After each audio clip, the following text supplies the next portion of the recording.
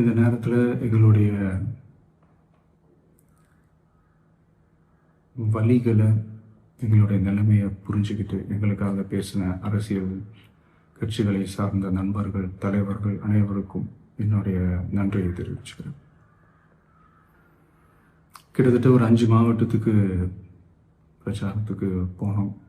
இந்த மாதிரி எதுவுமே நடக்கல. ஆனால் கரூரில் மட்டும் ஏன் எப்படி நடக்குது? எப்படி நடக்குது? மக்களுக்கு எல்லா உண்மையும் தெரியும். மக்கள் எல்லாத்தையும் பார்த்துக்கிட்டு இருக்கிறாங்க.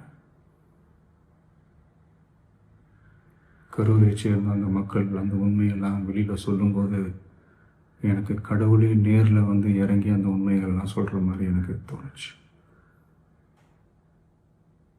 சீக்கிரமே எல்லா உண்மைகளும் வெளியில் வரும்.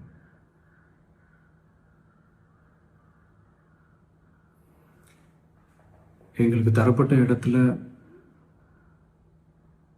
நாங்கள் போய் அந்த ஸ்பாட்டில் நின்று நாங்கள் பேசிட்டு வந்தோம். அதை தாண்டி எந்த தவறும் எங்கள் சைடில் நாங்கள் எதுவும் செய்யலை.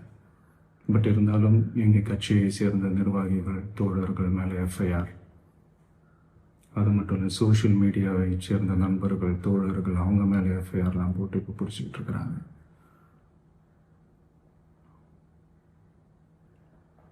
சிஎம் சார்,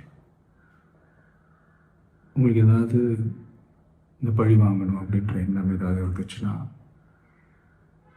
என்ன வேணாலும் பண்ணுங்க. அவங்க மேலே கை வைக்காதீங்க. நான் ஒன்று வீட்டில் இருப்பேன், இல்லை நான் ஆஃபீஸில் இருப்பேன். என்ன வேணாலும் செய்யுங்க.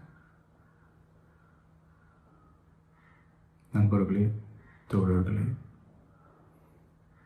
நம்மளோட அரசியல் பயணம் இன்னும் ஸ்ட்ராங்காக, இன்னும் தைரியத்தோட கண்டினியூ ஆகும்.